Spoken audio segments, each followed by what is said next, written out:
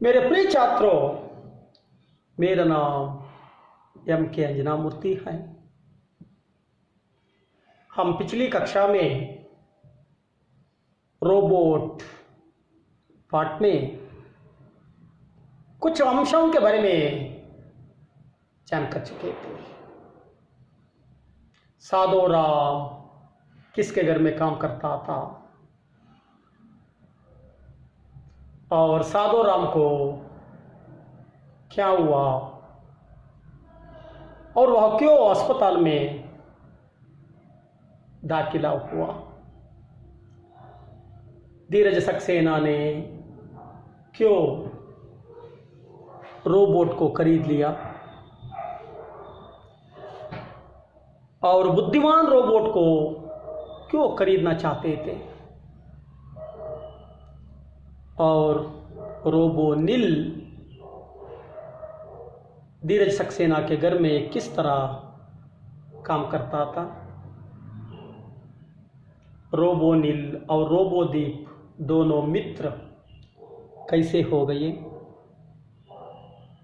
ये दोनों मिलकर साधो राम को फिर काम दिलाने के लिए किस तरह कोशिश करते थे और वे दोनों इसमें किस तरह सब असफल हो गए। इसके बारे में हम जान कर चुके थे। ಆತ್ಮೀಯ ವಿದ್ಯಾರ್ಥಿಗಳೇ, ನಾವು ಇಂದಿನ ತರಗತಿಯಲ್ಲಿ ರೋಬೋಟ್ ಪಾಠದ ಬಗ್ಗೆ ತಿಳ್ಕೊತಾ ಇದ್ವಿ. ಈ ಪಾಠವನ್ನು ಅರ್ಧವಾರ್ಷಿಕ ಪರೀಕ್ಷೆಗೆ ಮುಂಚೆ ತಿಳ್ಕೊತಾ ಇದ್ವಿ. ಈಗ ಆ ಪಾಠದ ಬಗ್ಗೆ ಮುಂದುವರಿಸೋಣ. ಧೀರಜ ಸಕ್ಸೇನಾನವರ ಮನೆಯಲ್ಲಿ ಯಾರು ಕೆಲಸ ಮಾಡ್ತಾ ಇದ್ರು, ಸಾಧೋ ರಾಮ್ ಯಾಕೆ ಆಸ್ಪತ್ರೆ ಸೇರಬೇಕಾಯಿತು, ಧೀರಜ ಸಕ್ಸೇನಾ ಯಾಕೆ ಮನೆಯಲ್ಲಿ ಕೆಲಸ ಮಾಡೋದಕ್ಕೆ ಬುದ್ಧಿವಂತ ರೋಬೋಟನ್ನೇ ಕೊಂಡುಕೊಂಡ,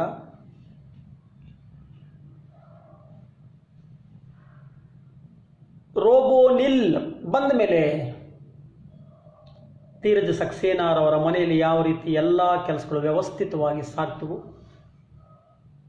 ರೋಬೋನಿಲ್ ಮತ್ತು ರೋಬೋದೀಪ್ ಇವರಿಬ್ಬರ ರೋಬೋಟ್ಗಳ ಪರಿಚಯ ಯಾವ ರೀತಿ ಆಯಿತು, ಯಾವ ರೀತಿ ಇವರೆಲ್ಲ ಫ್ರೆಂಡ್ಸ್ ಆದರು, ಇವರಿಬ್ಬರು ಯಾವ ರೀತಿ ಮತ್ತೆ ಸಾಧೋ ರಾಮ್ಗೆ ಕೆಲಸವನ್ನು ಕೊಡಿಸೋದಕ್ಕೆ ಪ್ರಯತ್ನವನ್ನು ಪಡ್ತಾ ಇದ್ದರು,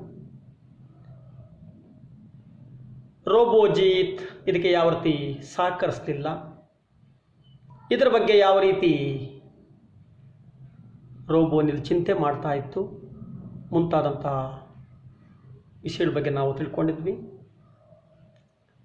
इस तरह मेरे प्रिय छात्रों,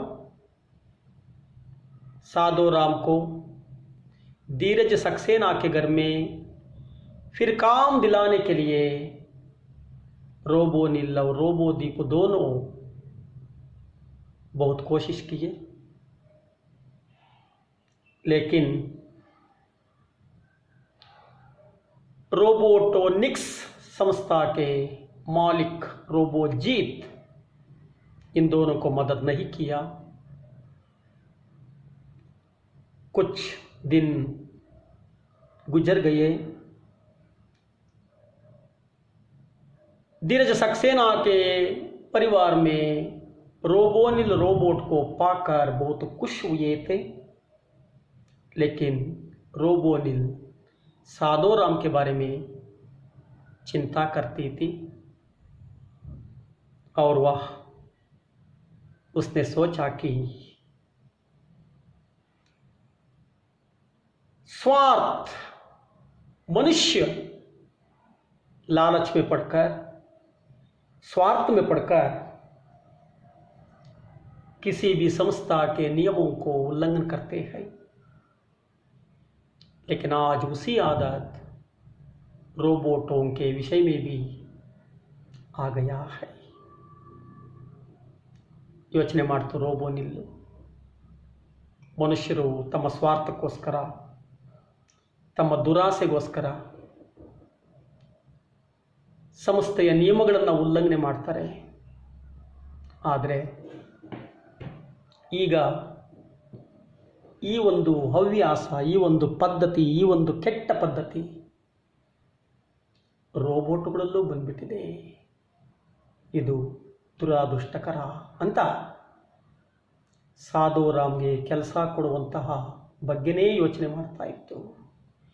ಮೇರೆ ಕಾರಣ ಸೇ ಹಿ ಉಸ್ಕಾ ಕಾಮ್ ನಿಕಲ್ ಗಯಾ ಹೈ.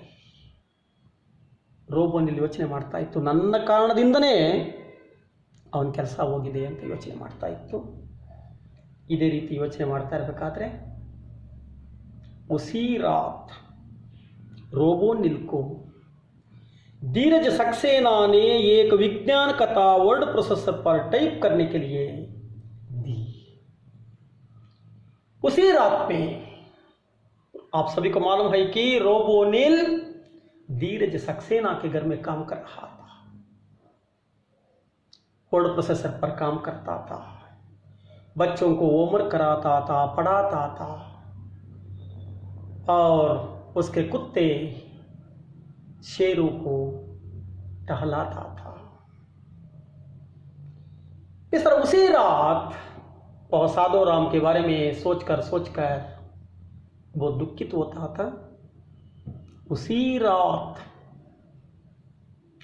धीरज सक्सेना ने रोबोनिल को वर्ड प्रोसेसर पर एक विज्ञान कथा टाइप करने के लिए दिया. धीरज सक्सेना ने रोबोनिल को एक विज्ञान कथा को वर्ड प्रोसेसर पर टाइप करने के लिए दिया. ಹೀಗೆ ರೋಬೋನಿಲ್ ಯಾವಾಗಲೂ ಸಾಧುರಾಮ್ ಬಗ್ಗೆನೇ, ಸಾಧುರಾಮ್ ಕೆಲಸ ಹೋಗಿರೋದ್ರ ಬಗ್ಗೆಯೇ, ಸಾಧುರಾಮ್ಗೆ ಯಾವ ರೀತಿ ಕೆಲಸ ಕೊಡಿಸ್ಬೇಕು ಅನ್ನೋದ್ರ ಬಗ್ಗೆನೇ ಚಿಂತೆ ಮಾಡ್ತಾ ಇತ್ತು. ಹೀಗೆ ಇರಬೇಕಾದ್ರೆ ಅದೇ ದಿನ ರಾತ್ರಿ ಧೀರಜ್ ಸಕ್ಸೇನಾರವರು ರೋಬೋನಿಲ್ಗೆ ಸಿಸ್ಟಮಲ್ಲಿ ಒಂದು ವಿಜ್ಞಾನ ಕಥೆಯನ್ನು ಟೈಪ್ ಮಾಡೋದಕ್ಕೆ ಕೊಟ್ಟರು.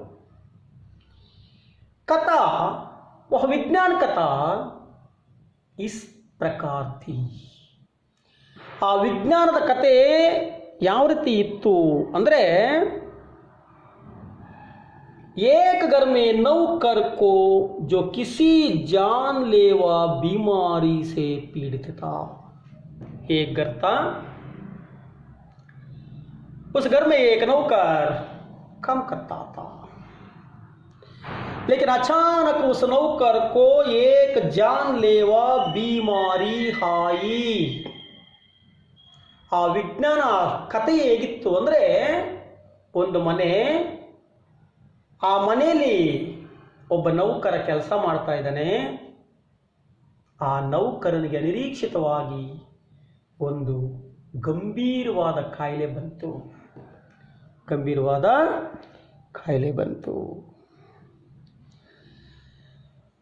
निकाल कर उसकी जगह पर एक रोबोट को रख दिया जाता है. तो घर के मालिक ने क्या किया, उस नौकर को काम से निकाल कर एक रोबोट को काम करने के लिए रख जाता है.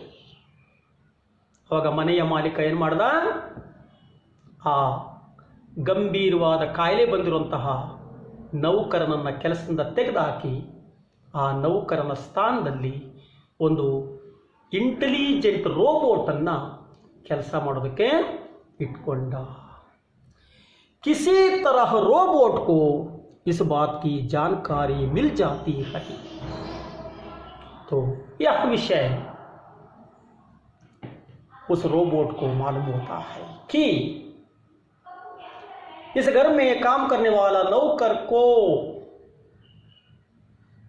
जानलेवा बीमार आने के कारण काम से निकाल दिया है. उसकी जगह पर मुझे रख दिया है. ಈ ವಿಷಯ ರೋಬೋಟ್ಗೆ ಗೊತ್ತಾಯಿತು. ನನಗಿಂತ ಮುಂಚೆ ಮನೆಯಲ್ಲಿ ಒಬ್ಬ ಮನುಷ್ಯ ಕೆಲಸ ಮಾಡ್ತಾ ಇದ್ದ. ಅವನಿಗೆ ಅನಿರೀಕ್ಷಿತವಾಗಿ ಕಾಯಿಲೆ ಬಂದಿರೋ ಕಾರಣ ಅವನನ್ನು ಕೆಲಸದಿಂದ ತೆಗೆದುಹಾಕಿ ನನ್ನನ್ನು ಈ ಮನೆಯಲ್ಲಿ ಕೆಲಸ ಮಾಡೋದಕ್ಕೆ ಇಟ್ಕೊಂಡಿದ್ದಾರೆ ಅಂತ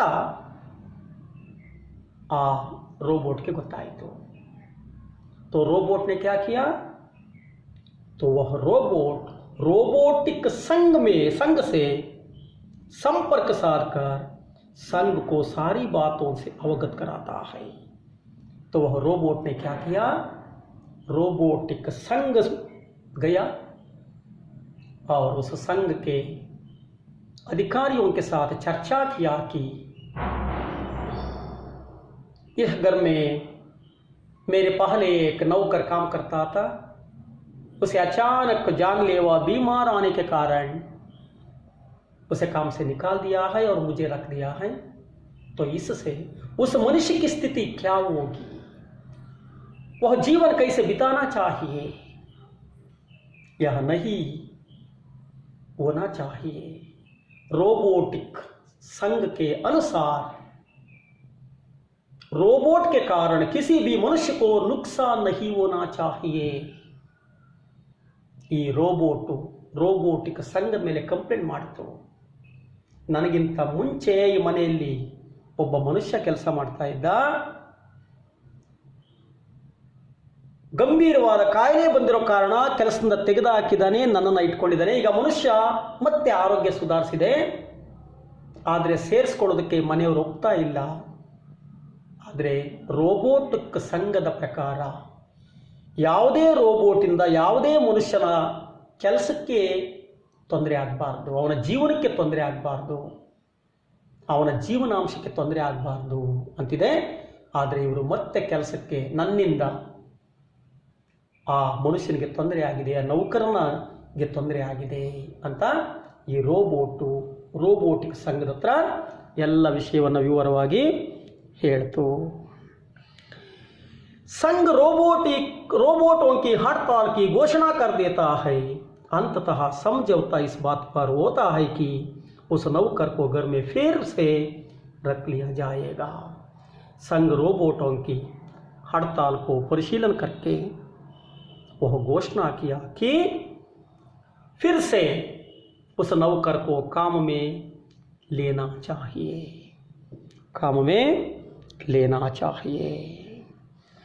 इस तरह घोषणा करने से कारण वह नौकर फिर उस गर्म के काम में आता है. ಇದರ ಕಾರಣವಾಗಿ ರೋಬೋಟಿಕ್ ಸಂಘ ಮತ್ತೆ ಆ ಮನೆಯ ಮಾಲೀಕನನ್ನು ಕರೆಸಿ ಹೇಳುತ್ತೆ, ಮತ್ತೆ ನೀವು ಆ ನೌಕರನ ಕೆಲಸಕ್ಕೆ ತಗೋಬೇಕು, ಅವನ ಆರೋಗ್ಯ ಸುಧಾರಿಸಿದೆ ಅಂತ ಘೋಷಣೆ ಮಾಡಿತು. ಹೀಗಾಗಿ ಮತ್ತೆ ಆ ಮನುಷ್ಯನನ್ನು ಕೆಲಸಕ್ಕೆ ತಗೊಂಡ, ಜೀವನಕ್ಕೆ ಒಂದು ಆಶ್ರಯ ಸಿಕ್ತು. ಆ रोबोट ಸಹ ನೆಮ್ಮದಿ ಆಯಿತು. यह कहानी टाइप करके रोबोनिल की दात्विक और तारों भरे परिपंथ वाली खोपड़ी में यकायक मानो नीली रोशनी हो गई. तो इस कहानी पढ़ते पढ़ते रोबोनिल के मन में एक रोशनी आ गई, एक उपाय हुआ. क्योंकि वह भी रोबोनिल भी साधो राम के बारे में, साधो राम के नौकरी के बारे में सोचता था. इससे उसके मन में एक उपाय आया. वह उपाय के बारे में सोचता था, लेकिन उसके मन में एक रोशनी आई, एक रास्ता दिखाई. ಈ ಕಥೆಯನ್ನು ಓದ್ತಾ ರೋಬೋನಿಲ್ ಮನಸ್ಸಿನಲ್ಲಿ ಒಂದು ಮಿಂಚು ಬಂತು, ಒಂದು ಉಪಾಯ ಸಿಕ್ತು, ಒಂದು ಬೆಳಕು ಬಂತು. ಯಾಕಂದರೆ ಸಾಧೋರಾಮ್ ನೌಕರಿಯ ಬಗ್ಗೆನೇ ರೋಬೋನಿಲ್ ಸದಾ ಯೋಚನೆ ಮಾಡ್ತಾ ಇತ್ತು. ನನ್ನಿಂದ ಸಾಧೋರಾಮ್ ನೌಕರಿ ಹೋಯಿತು, ನನ್ನಿಂದ ಅವನ ಜೀವನ ಹಾಳಾಯಿತು ಅಂತ ಯಾವಾಗೂ ಯೋಚನೆ ಮಾಡ್ತಾ ಇತ್ತು ರೋಬೋಟ್. ಈ ಕಥೆಯನ್ನು ಓದಿದ ಮೇಲೆ ಈಗೂ ಮಾಡಿದ್ರೆ ಸಾಧೋರಾಮ್ಗೆ ಮತ್ತೆ ಕೆಲಸ ಸಿಗುತ್ತೆ, ನಾನು ಕೆಲಸವನ್ನು ಕೊಡಿಸ್ಬೋದು ಅವನಿಗೆ ಅಂತ रोबोनिल ಮನಸ್ಸಿನಲ್ಲಿ ಒಂದು ಬೆಳಕು ಬಂತು, ಒಂದು ಉಪಾಯ ಹೊಳೆಯಿತು. छात्रों, बाकी विषय नेक्स्ट क्लास में हम जान करेंगे। आप सभी को धन्यवाद।